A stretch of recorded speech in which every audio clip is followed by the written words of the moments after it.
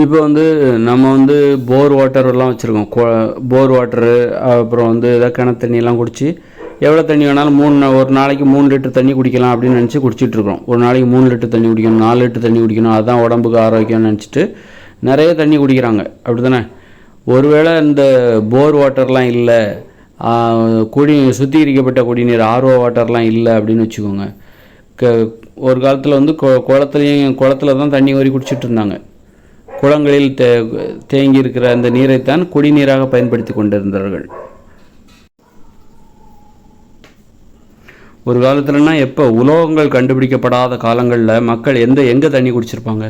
குளத்துல தான் தண்ணி கிணறு கூட எப்போ தோண்டினாங்கன்னா, கிணறு தோண்டுவதற்கு உங்களுக்கு உலோகங்கள் தேவை, கடப்பாறை தேவை, சுத்தியல் தேவை. சுத்தியல் அது மாதிரி அந்த உலோகங்களாலான ஆயுதங்கள், கருவிகள் இருந்தால் தான் உங்களால் கிணறு தோண்ட முடியும். அப்போ உலோகங்கள் கண்டுபிடிக்கப்பட்ட பிறகு தான் கிணறை கண்டுபிடிச்சிருக்காங்க, கிணறை உருவாக்கி இருக்கிறார்கள். அதற்கு முன்பு குளங்கள் தான் இருந்திருக்கிறது. குளங்கள், ஏரிகள், குட்டைகள் இதுதான் இருந்திருக்கிறது. அப்போ குடிநீர் அவர்கள் எங்கிருந்து பெற்றார்கள் அப்படின்னா, ஆறுகள், கால்வாய்கள், குளங்கள், ஏரிகள், குட்டைகள் இதிலிருந்து தான் அவர்கள் குடிநீர் குடிப்பதற்கான நீரை பெற்றிருக்கிறார்கள். அப்படின்னா அவங்க வந்து எப்போ அந்த தண்ணி வந்து சுத்தமாக இருக்குன்னுலாம் சொல்ல முடியாது. குளத்து தண்ணி, அது ஆற்று தண்ணியாக இருந்தாலும் சரி, அது சுத்தமாகலாம் இருக்குன்னு சொல்ல முடியாது. எங்கே இருந்தோ தான் அந்த ஆறு வரும். அந்த வர இடங்களிலெல்லாம் மக்கள் அதை பயன்படுத்துவார்கள், குளிப்பதற்காக பயன்படுத்துவார்கள். அப்புறம் வந்து கழுவுவதற்காக, குண்டி கழுவுவதற்காக, இப்படி அவர்கள் அந்த தண்ணீரை ஆறு, கால்வாய் தண்ணீரை பயன்படுத்துவார்கள். அந்த தண்ணி தான் எல்லா இடங்களுக்கும் போகும்போது மக்கள் அதை குடிப்பதற்காக அந்த தண்ணியெல்லாம் எடுப்பாங்க. அப்போ அந்த தண்ணியை வந்து அவங்களுக்கு தெரியும், இந்த ஆற்று தண்ணிங்கிறது வந்து எல்லாரும் அங்கே ஒன்றுக்கு இருப்பாங்க, குளிக்கும்போது ஒன்றுக்கு இருப்பாங்க, அப்புறம் வந்து கால் கழுவுவாங்க, குளிப்பாங்க, குண்டி கழுவுவாங்க. அந்த தண்ணி தான் இப்படி வருது. அதில் மாட்டை குளிப்பாட்டுவாங்க, ஆட்டை குளிப்பாட்டுவாங்க. இப்படி வந்து அதில் தவளைகள், உயிரினங்கள்லாம் வாழுது. அந்த தண்ணியில் வந்து தவளைகள் இருக்குது, மீன்கள் இருக்குது, நிறைய உயிரினங்கள் அந்த தண்ணியில் வருது. அப்போ அந்த தண்ணியை தான் அவங்க குடிக்க எடுத்துகிட்டு போவாங்க. அவங்களுக்கு தெரியும் இவ்வளோ உயிரினங்கள் வாழுது, அது கொஞ்சம் அசிங்கமாக தான் இருக்கும் அவங்களுக்கு. ஆனால் வேறு வழி இல்லை, இதைத்தான் குடிச்சாகணும், உயிர் வாழ்ந்தாகணும் அப்படின்னு நினச்சிக்கிட்டு அவங்க அதை குடிப்பாங்க. அப்போ எப்படி குடிப்பாங்கன்னா, தாகம் எடுத்தால் தான் குடிப்பாங்க. ஏன்னா அது ஒன்றும் ரொம்ப சுத்தமான தண்ணி கிடையாது. தாகம் எடுக்காமலே நாம் தண்ணி குடிக்கிறதுக்கு என்ன காரணம்னா, அது சுத்திகரிக்கப்பட்ட குடிநீர் அப்படிங்கிற அந்த காரணம். அதில் எந்த கிருமியும் இல்லை, ரொம்ப தெளிவாக இருக்குது.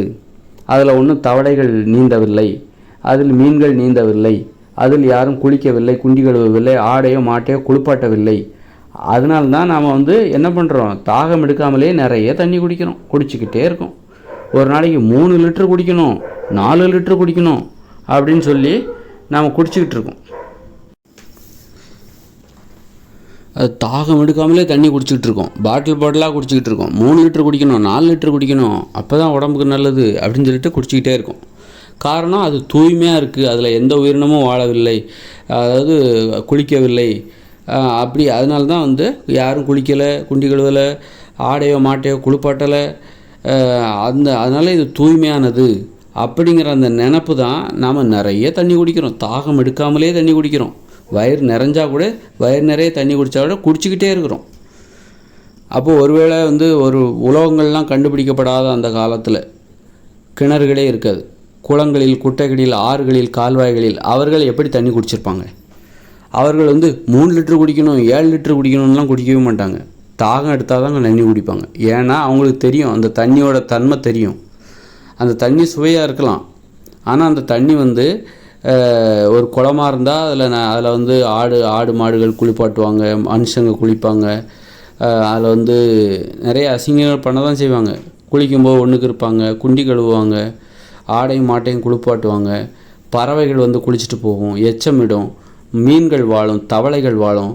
அது மாதிரி கால்வாயாக இருந்தாலும் அது அப்படி தான். அது வெள்ளையாக தெளிவான தண்ணியாக போனாலும் அதுக்குள்ளே தவளைகள் இருக்குது, மீன்கள் இருக்குது, நிறைய பேர் குளிப்பாங்க. பல ஊர்களை கடந்து தான் அந்த ஆறு வருகிறது, நிறைய பேர் குளிப்பாங்க, தெரியும்.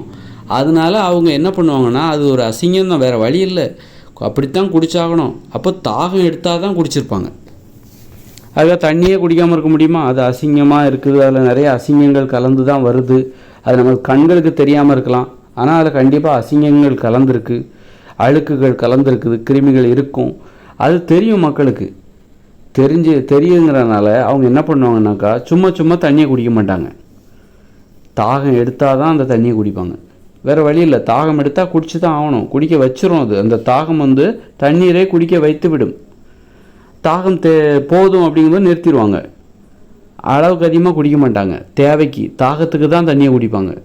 சும்மா மொண்டு வச்சுக்கிட்டு கடக்கடக்குன்னு 3 லிட்டர் 4 லிட்டர் குடிக்கிறோன்னா அதுக்கு என்ன காரணம்? இந்த ஆர்ஓ வாட்டர் ரொம்ப சுத்தமாக இருக்குது, இதில் மீன்கள் வாழவில்லை, தவளைகள் வாழவில்லை, குளிக்கவில்லை யாரும், ஆடு மாட்டை குளிப்பாட்டாத தண்ணீர் இது, ரொம்ப தூய்மையான தண்ணீர். அந்த உணர்வு தான் நாம் இன்றைக்கி 3 லிட்டர் தண்ணி குடிக்கணும், 4 லிட்டர் தண்ணி குடிக்கணும், தாகம் எடுத்தால் தான் தண்ணி குடிக்கணுங்கிற அந்த தாகத்துக்கும் தண்ணீர் குடிப்பதற்கும் இன்றைக்கி சம்மந்தமே இல்லாமல் போச்சு. அதற்கு காரணம் அது ரொம்ப சுத்தமாக இருக்குது அப்படிங்கிறது தான். அப்போ எது சரி அப்படின்னா, தாகம் எடுத்து தண்ணி குடிக்கும் பாருங்கள். பசிச்சாதான் சாப்பிட்ணும் அப்படிங்கிறது எந்த அளவுக்கு சரியோ அதே மாதிரி தாகம் எடுத்தால்தான் தண்ணீர் குடிக்கணும் அப்படிங்கிறது தான் சரி. அப்படின்னா தாகம் எடுத்தால் தான் நீ தண்ணீர் குடிக்கணும், அது ஒன்று கட்டாயப்படுத்தணும். சும்மா சும்மா ஒன்றை குடிக்கக்கூடாது. சும்மா சும்மா ஒன்றை குடிக்கிறதுக்கு எதுவும் உங்களை வந்து நிர்பந்தப்படுத்தக்கூடாது. அது எது நிர்பந்தப்படுத்த, ரொம்ப சுத்தமாக இருக்குல்ல அதனால தான் நீ சும்மா சும்மா தண்ணியை குடிக்கிற. ரொம்ப சுத்தமாக இல்லைன்னா நீ வேறு வழியே இல்லை, தாகம் எடுத்தால் நீ தண்ணி குடிச்சு தான் ஆகணும். வேறு வழி இல்லாமல் நீ குடிப்ப. தாகம் எடுத்தால் நீ தண்ணீர் குடிப்பாய், வேறு வழி இல்லை, உயிர் வாழ வேண்டுமே. சும்மா சும்மா குடிக்கிறதுக்கு அது ஒன்றும் அமிர்தம் கிடையாது. தண்ணீர் வந்து அமிர்தம் தான். அமிர்தம்னா அது வந்து ரொம்ப சும்மா சும்மா குடிக்கிறதுக்கு அது ஒன்றும் ரொம்ப தெளிவானதோ ரொம்ப தூய்மையானதோ கிடையாது. அதில் நிறைய அழுக்கு. நம்ம எது கட்டுப்படுத்துதுன்னா அதில் உள்ள மாசுக்கள் தான், அதில் உள்ள அழுக்குகள், அதில் உள்ள கிருமிகள். அதை வந்து எல்லோரும் பயன்படுத்துகிறாங்க, எல்லோரும் குளிக்கிறாங்க, ஆடு மாட்டை குளிப்பாட்டுறாங்க. இந்த மாதிரியான அதில் நிறைய உயிரினங்கள் வாழுது, தவளை வாழுது, மீன்கள் வாழுது, வண்டுகள் வாழுகிறது, புழுக்கள் வாழுகிறது. புழுக்கள்லாம் எச்சமிடும், தவளைகள் எச்சமிடும். அது கழிவுகள், மீன்களோட கழிவுகள் எல்லாம் கலந்தது தான் அந்த தண்ணி. அந்த புரிதல் இருக்குல்ல, அது வந்து இவங்களை சும்மா சும்மா குடிக்க வைக்காது. தாகம் இல்லாமல் அந்த தண்ணியை குடிக்க வைக்காது. தாகம் இல்லாமல் தண்ணி அது குடிப்பதற்கு அது ரொம்ப சுத்தமானது கிடையாது. அதில் நிறைய அசுத்தங்கள் கலந்துருக்கு. அந்த அசுத்தம் தான் அவர் தாகம் வந்தால் மட்டும்தான் குடிக்க வைக்குது, குடிக்க வச்சிருக்குது. அப்போ நம்ம தாகம் இல்லாமலே பசி இல்லாமலே நிறைய சாப்பிட்டுக்கிட்டே இருந்தால் என்ன ஆகும்? உடம்பு குண்டாகும்ல. அதே மாதிரி தாகம் இல்லாமலே நீங்கள் தண்ணியை குடிச்சிக்கிட்டே இருந்தால் அதுவும் நீங்கள் குண்டாவதற்கு காரணமாக இருக்கும். உங்கள் உடல் பருமனுக்கு அதுவும் காரணமாக இருக்கும். நீங்கள் நல்லா தண்ணி குடிக்கிறீங்க, ஒருவேளை நல்ல உடற்பயிற்சி எதுவுமே செய்யாமல், உடற்பயிற்சி செஞ்சாலாவது அது உடம்புல இருந்து வெளியில் போகும். அந்த தண்ணி வந்து உடற்பயிற்சி செய்யும்போது உடம்பு சூடாகும். அப்போ நிறைய தண்ணி குடிக்கணும். அப்போ தான் அந்த சூடை வந்து சரி பண்ண முடியும். தண்ணி குடிக்கணும். அப்புறம் வந்து பழங்கள்லாம் நல்லா சாப்பிடணும். அப்போ தான் வெறும் தண்ணியை குடித்து மட்டுமே குளிர்ச்சி அடைய வைக்க முடியாது. ஆனால் தண்ணி நிறைய குடிச்சாகணும். உடற்பயிற்சியெல்லாம் செய்யணும். 3 மணி நேரம் 2 மணி நேரம் ஜிம்மில் போய் ஒர்க் அவுட் பண்ணாக்கா. அப்போது அப்படிலாம் இல்லாமல் நீங்கள் நிறைய தண்ணி குடிச்சிங்கன்னா உடம்பு குண்டாயிட்டே போகும். அதே மாதிரி எந்த உடற்பயிற்சியும் செய்யாமல், உடல் உழைப்பு இல்லாமல் நிறைய சாப்பிட்டா உடம்பு எப்படி குண்டாகுமோ அதே மாதிரி எந்த உடல் உழைப்பும் இல்லாமல், உடற்பயிற்சியும் செய்யாமல் நிறைய தண்ணி குடிச்சிங்கனாக்கா உடம்பு குண்டாகிட்டே தான் போகும். உடல் பருமன் அதிகரிச்சுக்கிட்டே தான் போகும்.